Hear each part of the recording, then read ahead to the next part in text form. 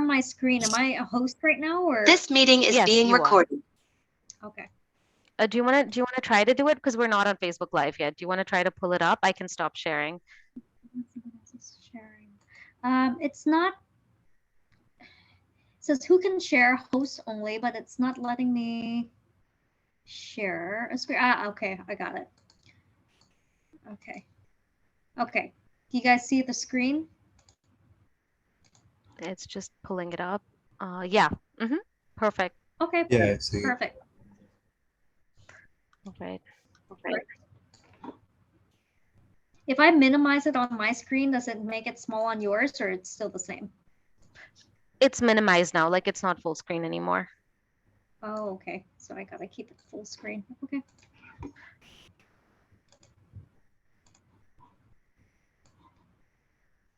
Okay, and this will be probably recorded, so just wanted to let you know. Okay. Okay, can I share my screen now for just like the first 2 minutes? I'll just introduce the topic and then I'll let you pull up your screen after that. Yeah, no problem. Cool.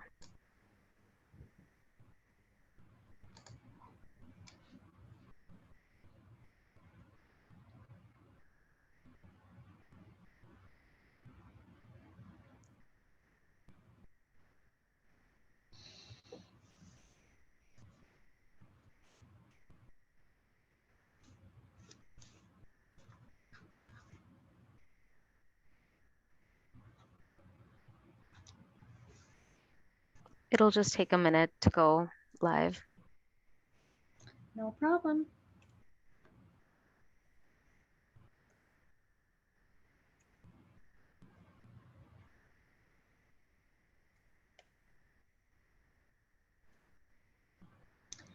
If I were to ask questions, could I ask participants to provide answers in like the chat box? Is there such a thing?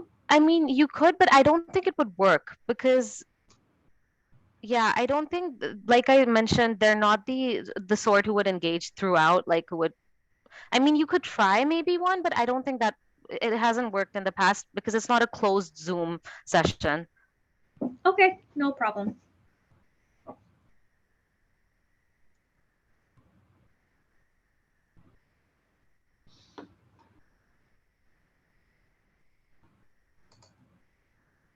Sorry, it's taking just a bit longer because we have new laptops, so it's just like asking me all the permissions again.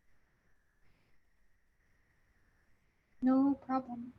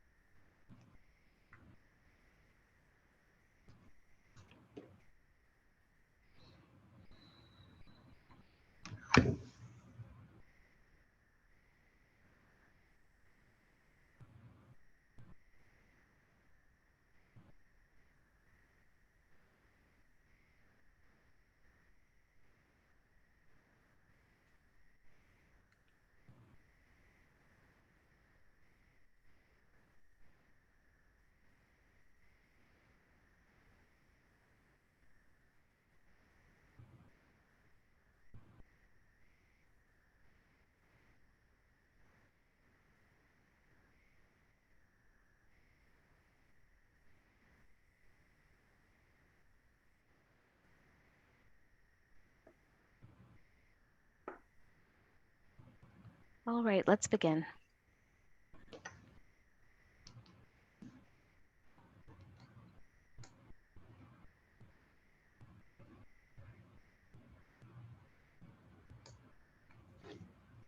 Okay, hi, good afternoon. Assalamu alaikum, everyone. My name's Aisha Siddiqui, and I'm an advisor at the Education USA Lahore's Lahore office.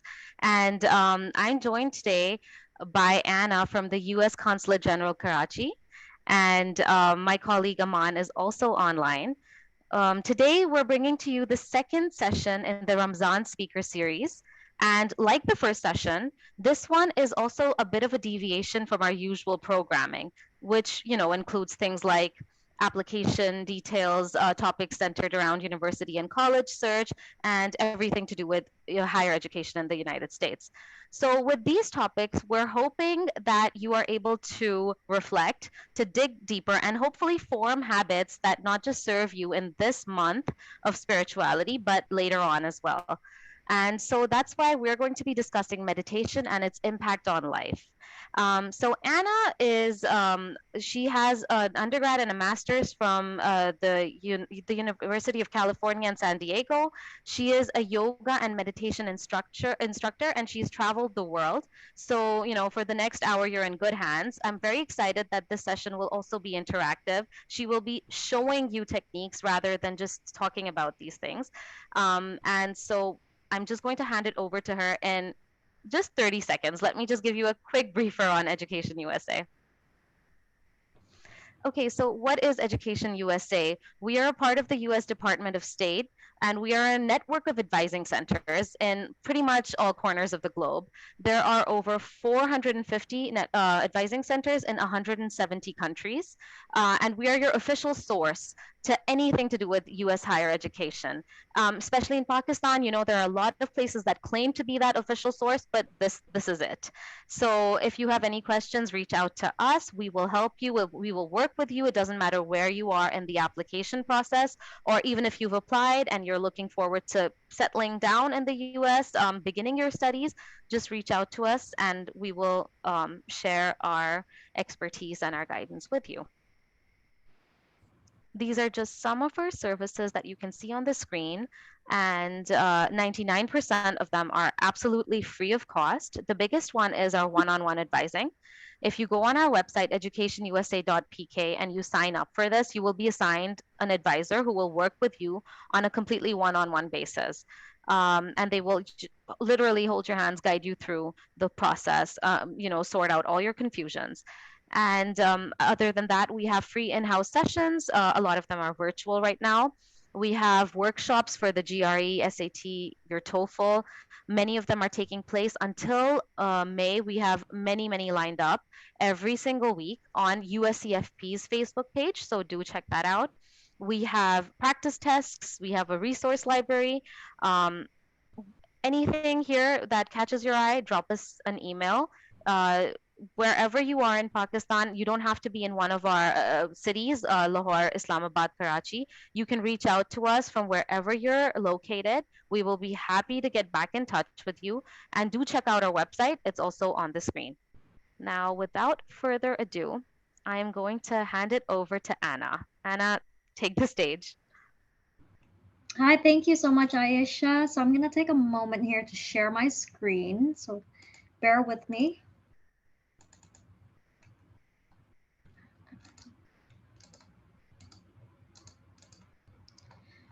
Okay, it doesn't seem to be working, but that's okay. I'm going to take a moment to just kind of follow up a little bit on what Ayesha said about me.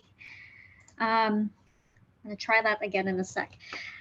So my name is Anna, like Ayesha kindly introduced. I am a graduate from University of California, San Diego, a double graduate. I spent my undergraduate studies there studying international relations. And I loved it so much that I came back for 2 more years to get my master's degree in the same field. So you can imagine I spent more than half my life studying various things, and I consider myself a lifelong learner. Currently, I'm studying health coaching, which is separate from my work at the U.S. consulate in Karachi. I do this privately, but I'm also a health coach to many clients and working with them to improve their lifestyle, whether it be studying habits or healthy fitness habits or eating habits. These are all things I'm very interested in doing, but along with that comes learning new skills continuously. So I have to find ways to be able to balance out all the different things in my life. I work full time. as well as doing my health coaching, and I also teach yoga on the side. So lots going on in my life, and I resort to meditation as a tool for me to get through many of the times of pressure in my life. So I was told by Aisha that I have students participating in this program that come from all sorts of backgrounds and all age groups. So I hope that what I'm able to offer is helpful and relevant to everyone here. And if not, that's okay. You can ask me other questions at the end of the session. You can ask me questions about university life. I'm happy to answer that. I actually used to also work for the public affairs section. So I worked with students, and I worked very closely with Education USA when I was living in Thailand. Um, on that note, just really quickly, I've lived in West Africa. I've lived in a country called Sierra Leone. I've lived in Chiang Mai, Thailand. I've spent also some time in Japan. So feel free to ask me questions about living overseas, about studying abroad, studying overseas, and even about what it's like to be an exchange student. I spent some time as an exchange student myself in South Korea. So without further ado, let me try again to share my screen one more time. It was working just a second ago, but it's not letting me do it now, Aisha. So Okay, perhaps you can share it from your screen. sure, I can do that. Yep. Awesome. Thank you.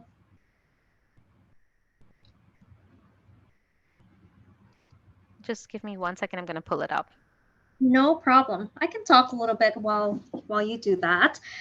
So I just wanted to start off by asking the question. Actually, if possible, I can't see any of you guys, but you can see me. If possible, I want to take about 30 seconds and ask all of you to go grab a pen and a piece of paper. It can be a scratch paper, it can be a post-it note, whatever it is that you have on you. It could be a notebook, because this is going to be an interactive session. Even though I can't see you, we're going to try to do this interactively. And the reason why is I want to provide you with some tools that you can use when you feel stress in your life. And even if you're not feeling stress, habits that you can build to help you manage manage the pressures in your life a little bit better as they come. So go ahead and take about 20 seconds to go grab your paper and pen, piece of paper and pen. We're going to do some exercises throughout my session. Looks like Zoom's not cooperating today, is it? Yeah, I'm almost there. And that's okay. If we don't end up being able to pull this up, that's okay. We can do without the presentation too. So I'm just going to start off and ask everyone here, just take a moment to ask yourself, what is meditation? What have you heard from television, from movies, from friends, from social media? What is meditation to you? So take a moment to just jot that down. And I wish I could see your faces, and I wish I can hear some of your answers. But I'm unable to do that. So I'm going to guess that many of you have heard maybe meditation is controlling your mind, or maybe meditation is controlling your breath, or not thinking at all, right? These are some of the common things that I've heard from many people. And I've been teaching yoga and meditation for over 10 years now, throughout the world, actually. And these are some of the common things that I hear from students and clients. And in fact, to me personally, how I define meditation is that it is a mind and body connection, and it's our own individual training of our awareness and gaining a sense of perspective on our mind and body connection. Now, what the heck does that even mean, right? So I want you guys to just take a moment here. If you can go to slide number 3, please. So take a moment here, and I want you to close your eyes. If you're participating right now, close your eyes. And I want you to take a moment and ask yourself, how does your body feel right now? Let's start with our toes. How do your toes and your fingers feel? How does your belly feel? How do your legs, your knees, how do all of the different parts in your body feel? Is there any tension in your shoulders? Is there any tension in your neck? Or maybe your face, around your jawbones, on your cheeks? What is it that your body physically feels right now? We spend our entire day on the go, doing, studying, working. How often do we take the time to check in with this physical body that's the tool that's sustaining us, that's helping us do all the things that we want to do in our day? Okay. Now, keep your eyes closed, and I'm going to ask you the next question. What is the quality of your breath like right now? As you take a deep inhale and as you exhale, what does your breath feel like? Does your breath feel shallow, like it's short breath? Does your breath feel deep? Or does your breath feel like you're trying to control it right now because you're thinking about it, right? Take a moment now to just observe your breath. Notice it. Maybe even see if you can hear it.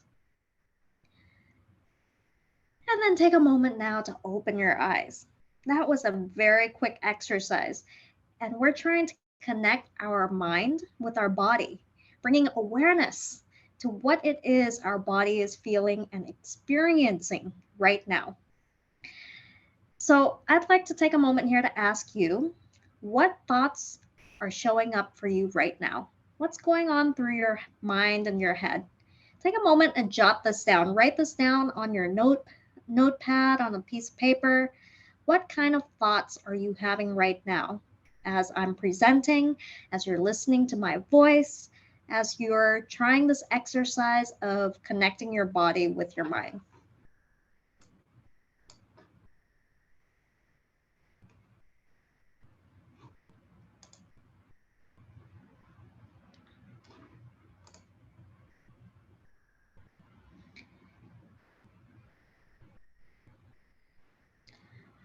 All right. So I cannot see your answers, but this is important. We're going to come back to this in a bit. So it's great that you wrote down some answers. Now I'm going to imagine that some of you may have written down that thoughts that showed up for you are like, why do I even care? Why does this even matter? I'm a student. Why do I care what my body feels like? Why do I care how my breath feels, or how my breath, how shallow it is or how deep it is? Why does that even matter? Sounds boring.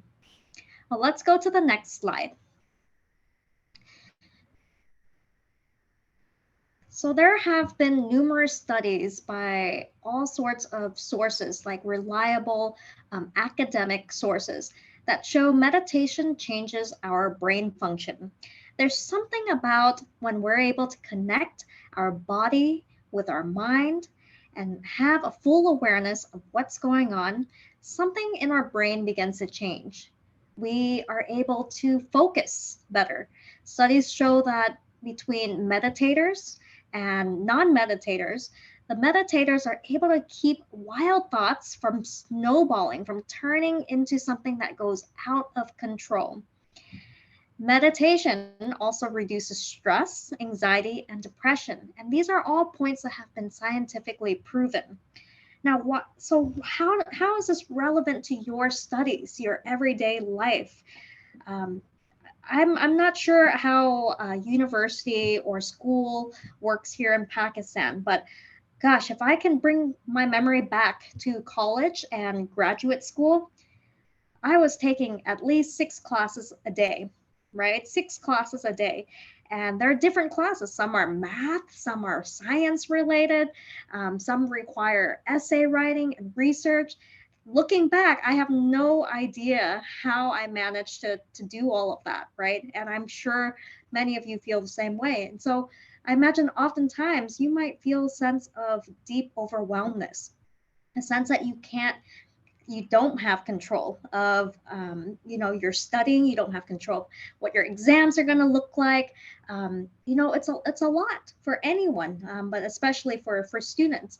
So knowing this, knowing that studies have shown meditation has improved focus, meditation can improve focus, and it changes your brain function and actually aids and helps in your ability to study and focus, to perhaps manage your time differently, and to look at problems as challenges and not problems, so that you're able to come up with solutions to some of your challenges in your day. So these are some of the points that I wanted to bring up with you. But I promise you, if you took some time to just Google what the heck can meditation do for students, you'll learn so much information that's out there. So I encourage you to take the time to do some of that research. I'm going to take a quick pause right now. I've been talking quite a bit, so I want to take a sip of water. But this time, I want to see if anyone has any questions up until now. So Aisha and I think I only see Aisha on the screen. Do you mind checking to see if students have any questions at this time? Yes, sure. So one of the questions that's come in, not on Facebook, just come into us, is do you think there is a best time to meditate? Like in the day, is there a time that's better than another? Or and also like the duration. If you're talking about daily meditation, is there an optimum duration that you should meditate? Oh, such good questions. Okay, so let's start with time of the day. The best time of the day to meditate is a time of the day that you can commit to. And I tell all my clients this, clients that I work with. If that means that you are on your bed trying to fall asleep and you have a couple of minutes, and that's the only time in your day to meditate, you take advantage of those couple of minutes before you fall asleep. If you wake up and you feel inspired to meditate, take those first couple of minutes to start meditation. I'm sure that there's all kinds of research out there that will tell you when it's most effective. I imagine several times throughout the day might be most effective, right? Different times of the day, our brains will function differently. In the morning, perhaps you want to set the tone for the rest of your day. You want to set your focus. In the middle of the day, perhaps you need meditation in a different sense. Maybe you need it to help you refocus. You have a lot going on, your brain's being pulled in different directions. Perhaps you need a couple of minutes to meditate in order to kind of bring it all together. And at nighttime, I would imagine there's a different purpose for meditation. It's to kind of relax, right? To unwind from your day, to let your brain know it's okay to let go of whatever has shown up in your day, so that your body and your mind can rejuvenate for the next day. Now, the second question was, how long do you have to meditate for? And when I work with all my clients, I always ask, how long are you willing to commit to and realistically stick to every day? Does that, and if it means 1 minute for you, and if it means 3 minutes for you, that's what we're going to work on that first to get you started, right? So I'm going to be honest with you. I don't meditate every day. Okay, I teach yoga, I teach meditation, but the reality is I don't meditate every day.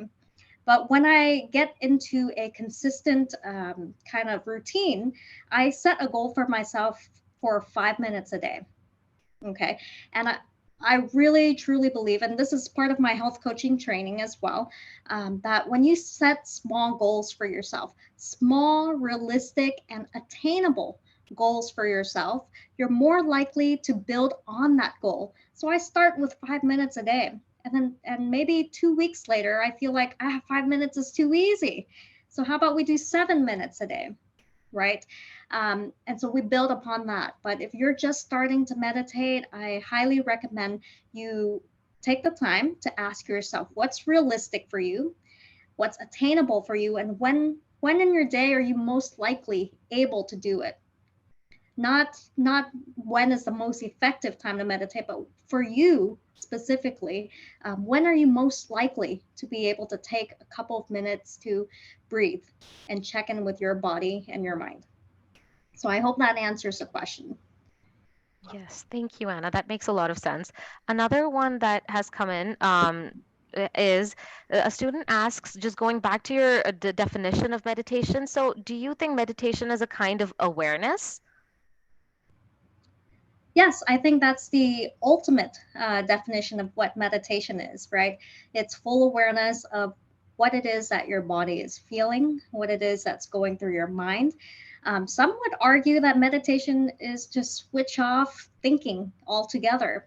And they could be right, and that could be true for some forms of meditation. But for me personally, meditation isn't about turning off your thoughts. It's more about taking a big step back and observing your thoughts, being aware, having full awareness and consciousness of what's going on in your mind, kind of stepping out away from your mind, watching it, viewing it as if it's a movie that you're seeing, observing without any judgment, observing without any reaction. That's the definition I've come up with for myself, my clients, and my students. All Yeah. right, thank you, Anna. Okay, so with that said, let's move on to the next slide. Let's take a sip of water.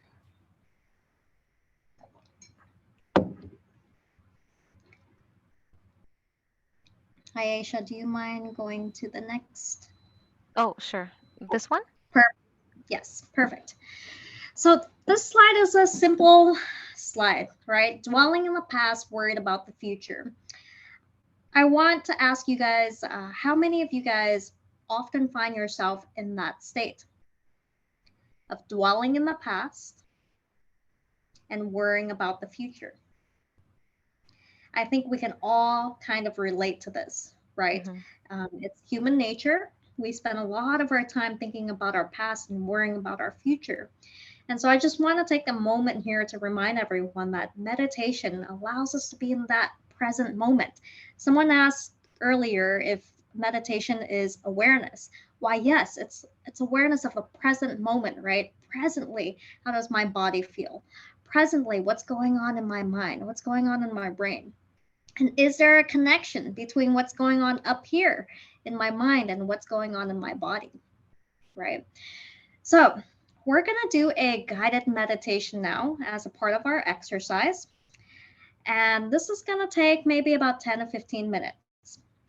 And it's going to require you to be somewhere kind of quiet if you're able to find that space for yourself. You can do it sitting, you can do it laying down, however feels most comfortable for you. I'm going to give you a couple of moments here to get in a position that feels most comfortable for you.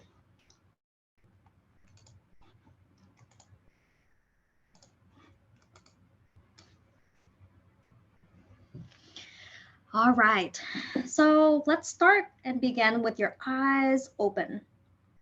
And I want you to take a moment to look around where you are. Look around in your room, look around in your office, your classroom, wherever it is that you are sitting or laying down.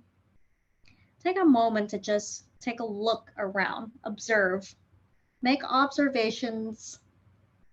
The wall is white, the ceiling is white, the sun is shining, it is hot, you're hearing noise in the background. Just take a moment to fully take in your surrounding.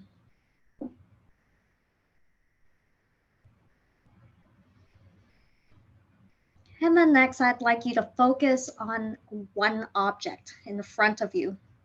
And that could be the ceiling, the wall, it could be the notebook, the pen. It could be whatever is in front of you right now. With your eyes open, just begin by focusing on that object. And as you focus on that object, and as you inhale and exhale,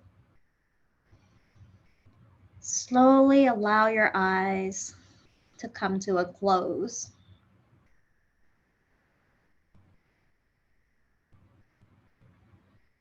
We begin our meditation practice with full awareness of our physical body. We're going to start with every body part, starting from our toes. Relax your toes. Wiggle them a little bit if you need to. Relax your toes. Relax the arches of your feet. Relax your heels and your ankles. Relax your calves. That's your two legs, the shins, the front part of your leg. As you listen to my guided meditation, follow along and gently visualize each body part as we move along. Relax your knees.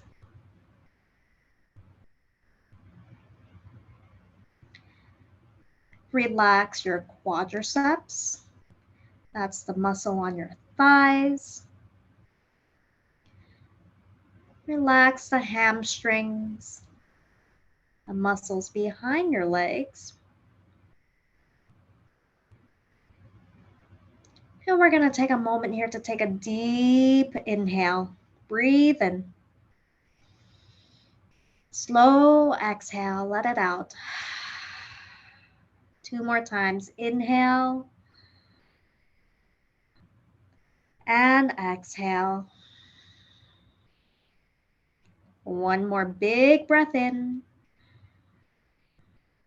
Slow breath out. And continue your breath here, keeping your eyes closed. As you inhale and exhale, notice any tension here in your body. Perhaps tension in your neck or shoulders, maybe in your hips or your back. Simply observe this tension without any reaction, without trying to make any changes. Just noting the sensation. We're observing it.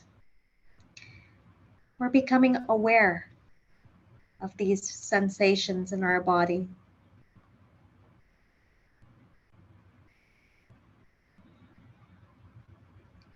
As you inhale and exhale, observe the way your chest moves up and down. Maybe the way your belly moves in and out.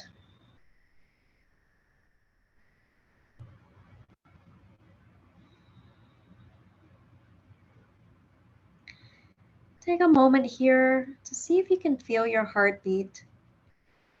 Maybe bring your hand, left or right hand, over your heart if you need to. Otherwise, take notice of the way the heart feels as it beats. See if you can observe the rhythm of your heart.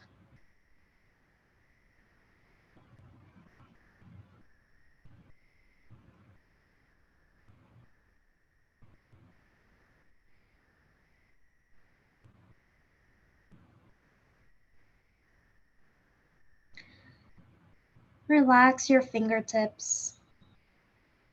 Relax your hands. Relax your wrist, your forearms. Relax your elbows. Relax your shoulders and your neck.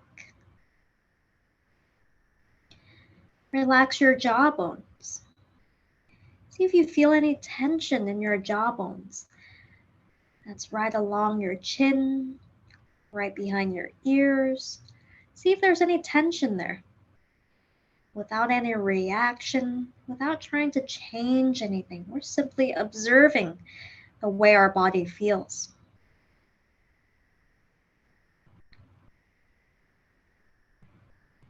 Relax the lips.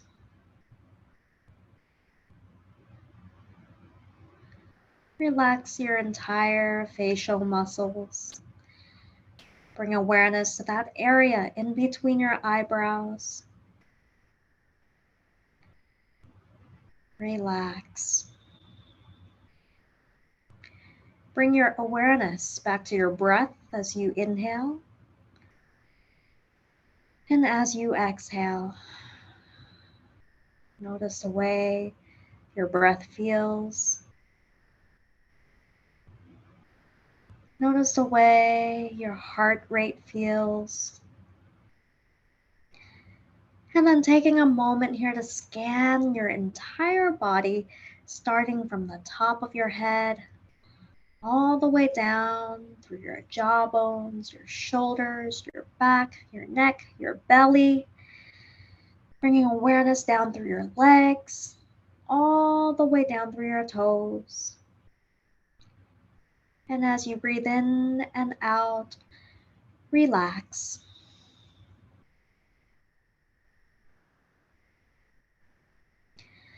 Gently begin to wiggle your fingers now. Wiggle your toes. Bring awareness back to your breath. And then on your next inhale, bring your arms up over your head. Do a nice stretch here to wake your body back up. And relax your arms down by your side and gently begin to open your eyes. And we take a moment here to once again observe our surroundings. Noticing the wall, the ceiling, pen and paper in front of you, the computer in front of you. And we're going to observe our breath again. We're going to notice any changes that happened in our body, comparing the beginning of this meditation to how we feel right now.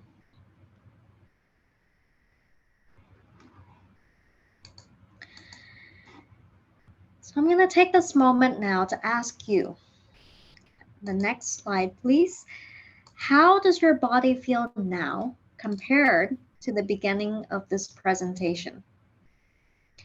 Take a moment here to jot down some of your thoughts.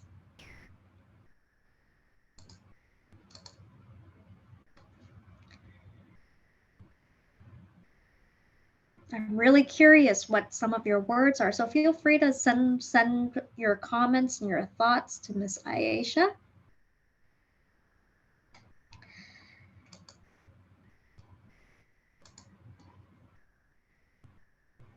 I can share with you how I feel to get us started in this discussion.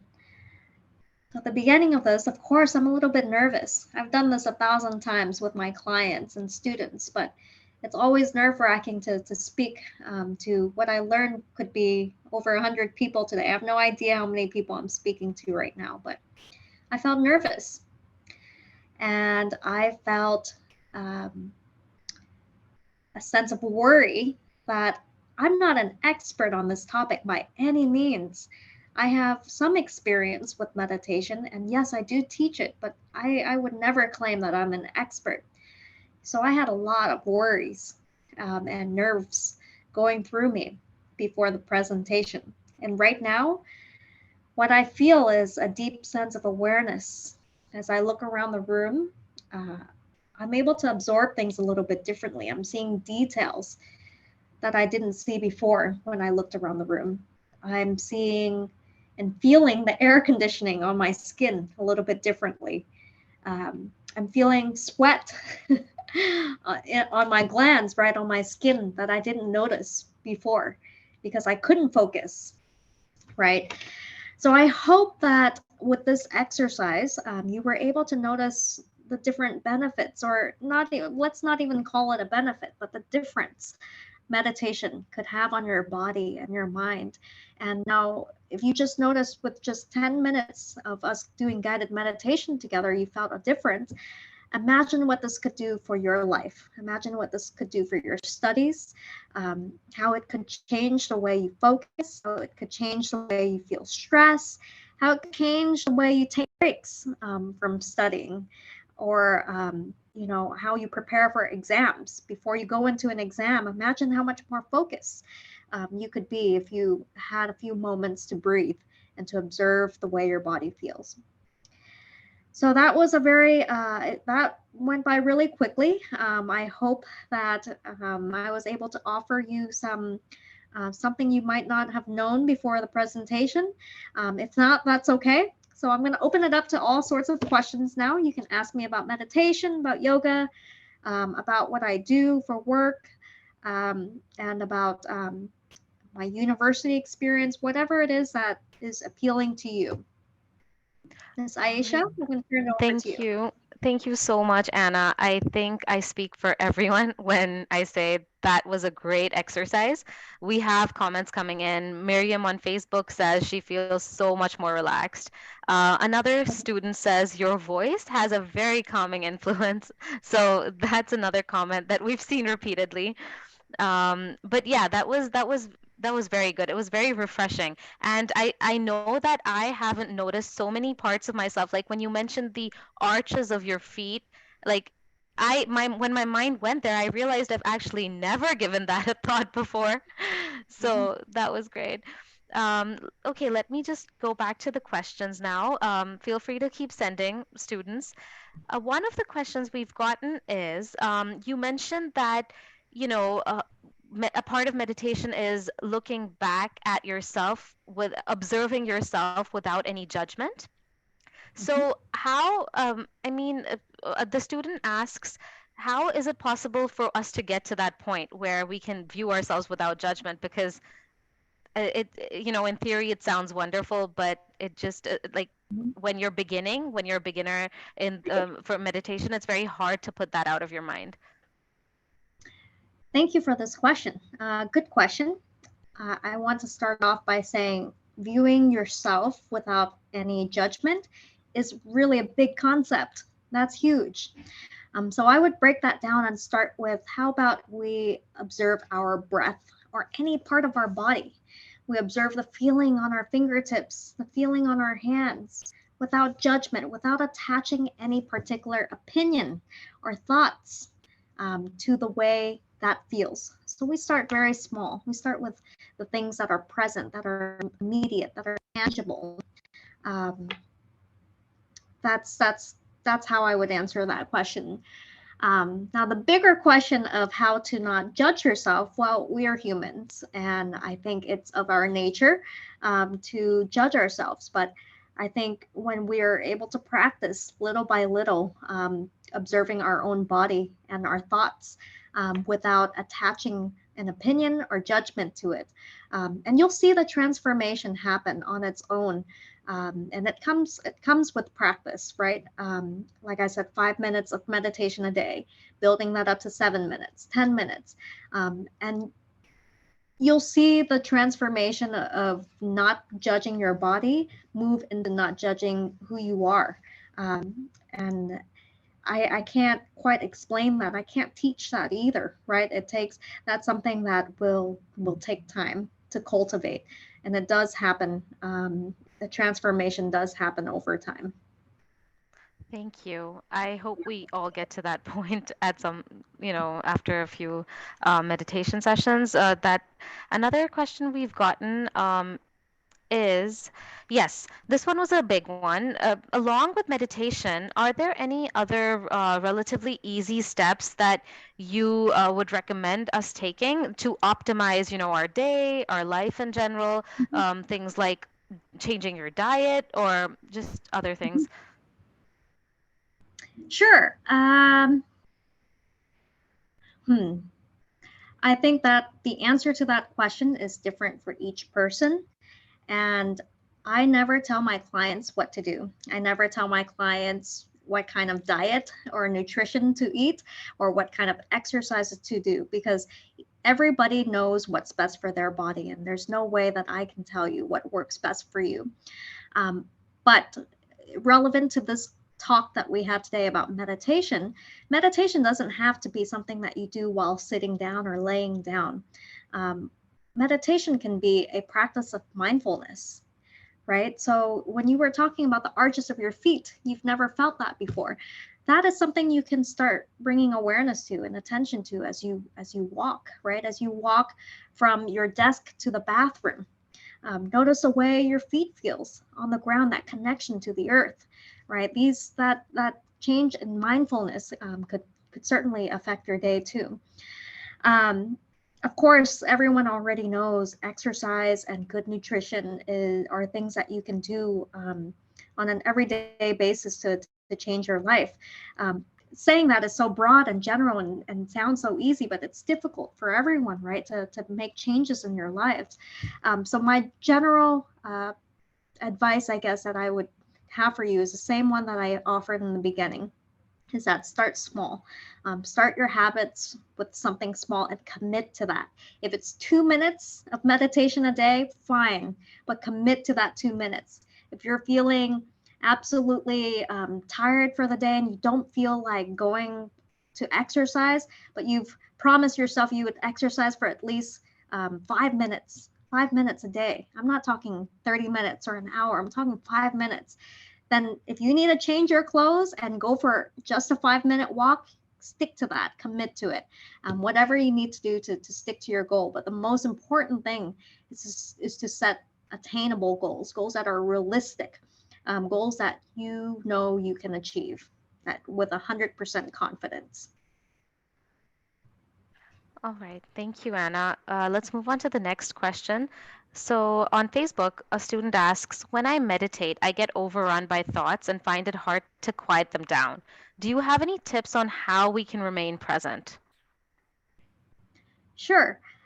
So as I mentioned during the presentation, I don't believe that meditation is a practice of blocking out your thoughts, because how can we do that, right?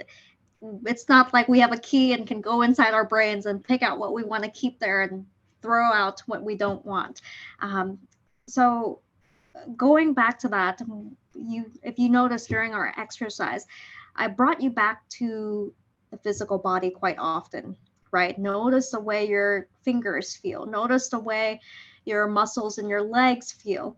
When we become aware of our present moment and how our body feels, we kind of distract ourselves back to that present moment. And the moment we notice that our mind is drifting, even just noticing that, um, that becomes a practice in itself.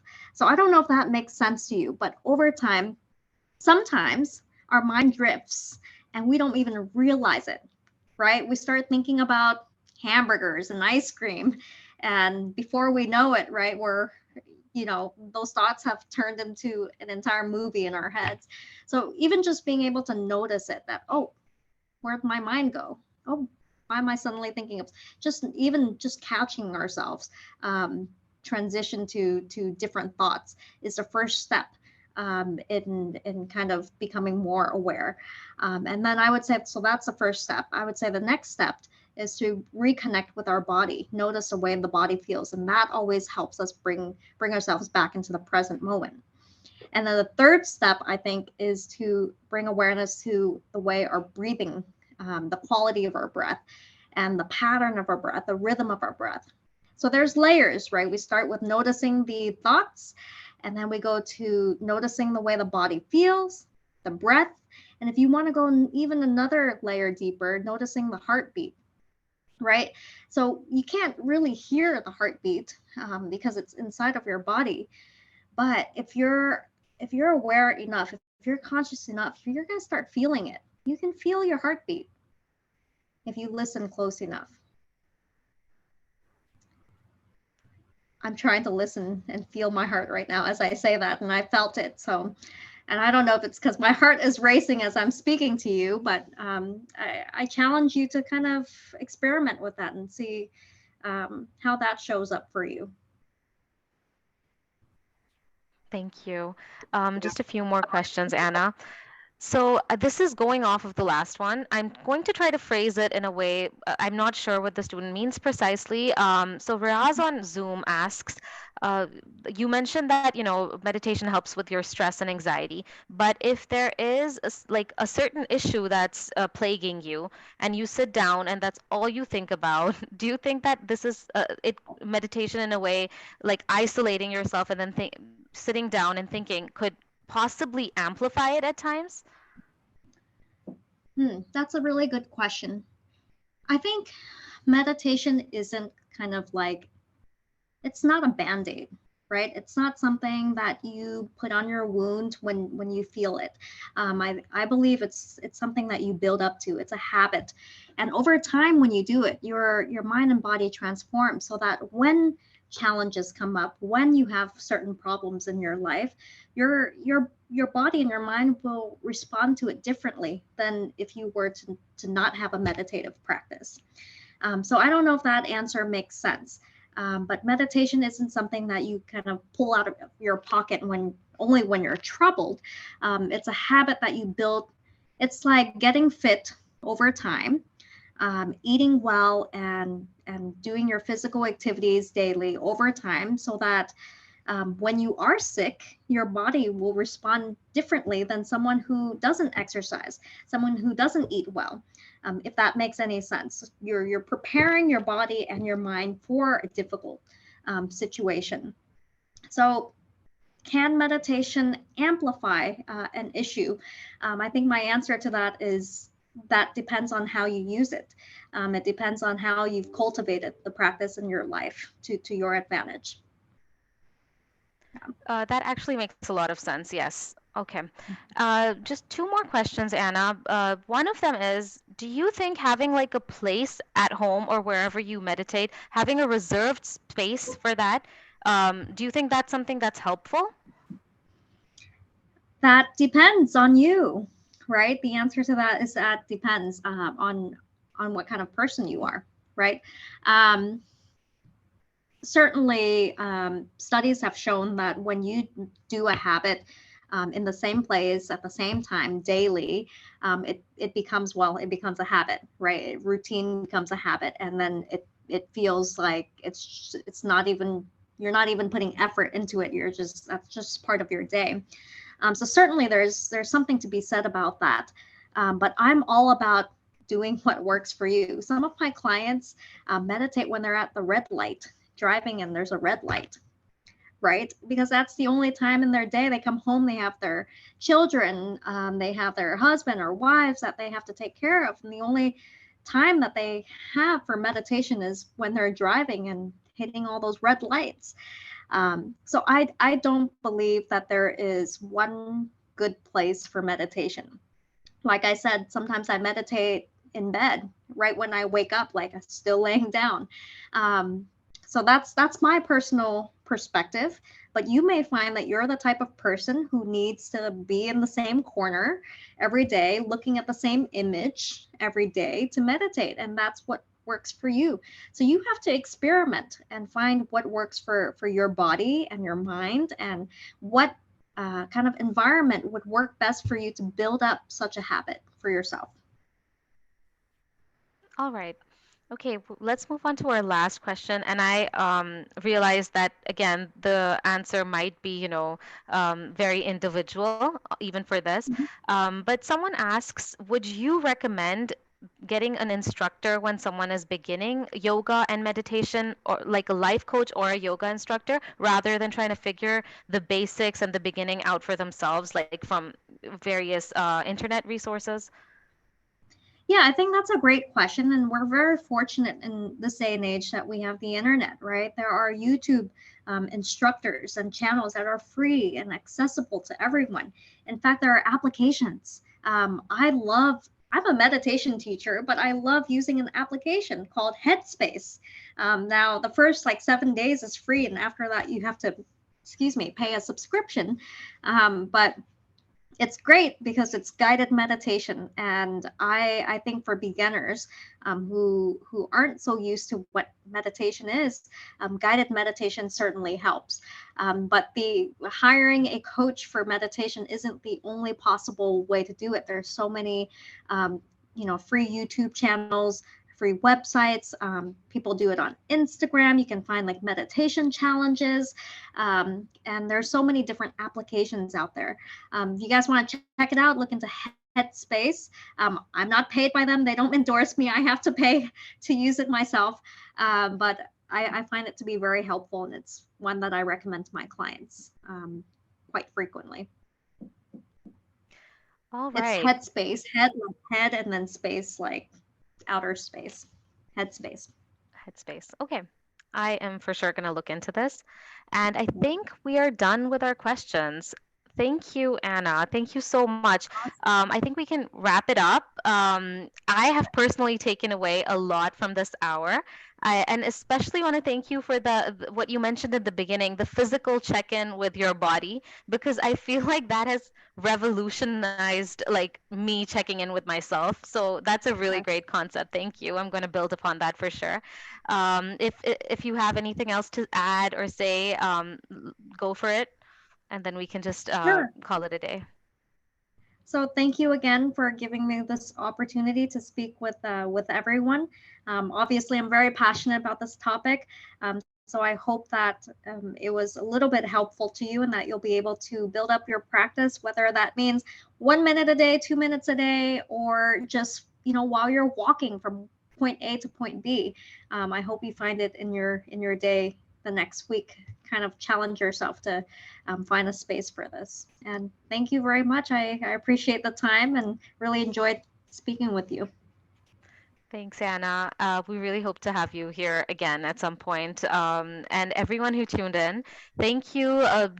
Don't forget to, tune into our third session. And a lot of you asked me if the recording is available. Yes, it will be available on our Facebook page for a little while. So if you want to go over the guided meditation exercise with Anna, you can re-watch this video. Feel free to do so. Other than that, thanks for taking the time out during Ramadan. We really hope you've taken away something from this that helps you in your day to day life, in your studies, in your general well being. And let us know what you thought of this. We will see you once again next week with our third session. And have a good rest of the evening now. Thank you. Bye bye, everyone.